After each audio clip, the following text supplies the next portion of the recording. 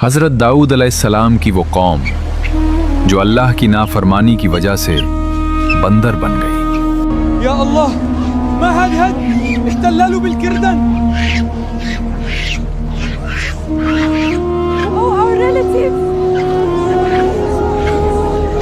हज़रत दाऊद अलैहिस्सलाम की कौम के 70,000 आदमी उक़बा के पास समंदर के किनारे ईला नामी गांव में रहते थे और ये लोग बड़ी फराखी और खुशहाली की ज़िंदगी बसर करते थे।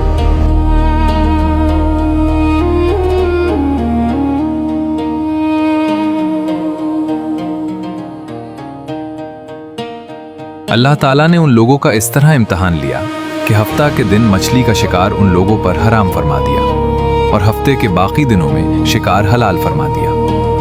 मगर इस तरह उन लोगों को आजमाइश में मुब्तला फरमा दिया कि सनीचर के दिन बेशुमार मछलियां आती थीं और दूसरे दिनों में नहीं आती थीं। तो शैतान ने उन लोगों को ये हीला बता दिया कि समंदर से कुछ नालियां निकालकर खुश्की में चंद हौज बना लो, और जब सनीचर के दिन उन नालियों के जरिया मछलियां हौज में आ जाएं तो नालियों का मुंह बंद कर दो और उस दिन शिकार न करो, बल्कि दूसरे दिन आसानी के साथ उन मछलियों को पकड़ लो। This is the Sabbath. You must stop this immediately. We must feed our families. The sea provides.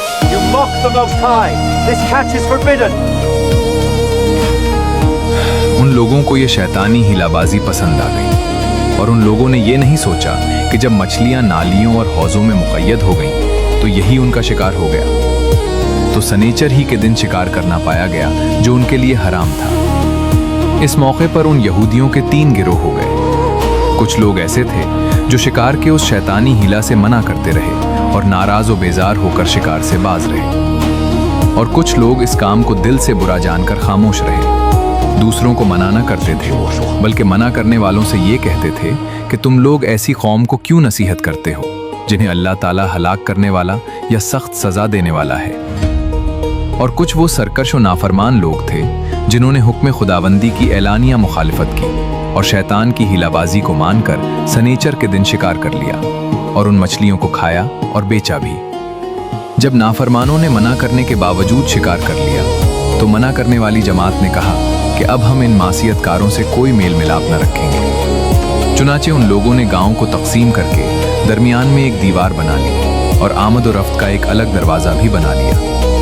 हज़रत दाऊद अलैहिस्सलाम ने गज़बनाक होकर शिकार करने वालों पर लानत फरमा दी। इसका असर ये हुआ कि एक दिन खताकारों में से कोई बाहर नहीं निकला, तो उन्हें देखने के लिए कुछ लोग दीवार पर चढ़ गए तो क्या देखा कि वो सब बंदरों की सूरत में मस्ख हो गए हैं। अब लोग उन मुजरिमों का दरवाज़ा खोलकर अंदर दाखिल हुए तो वो बंदर अपने रिश्तेदारों को पहुंचाते थे और उनके पास उनके कपड़ों को सूंघते थे और ज़ारो ज़ार रोते थे, मगर लोग उन बंदरों को नहीं पहुंचाते थे। उन बंदर बन जाने वालों की तादाद 12,000 थी। ये सब 3 दिन जिंदा रहे और इस दरमियान में कुछ भी खा पी न से, यूं ही भूखे प्यासे हलाक हो गए। शिकार से मना करने वाला गिरोह हलाकत से महफूज रहा।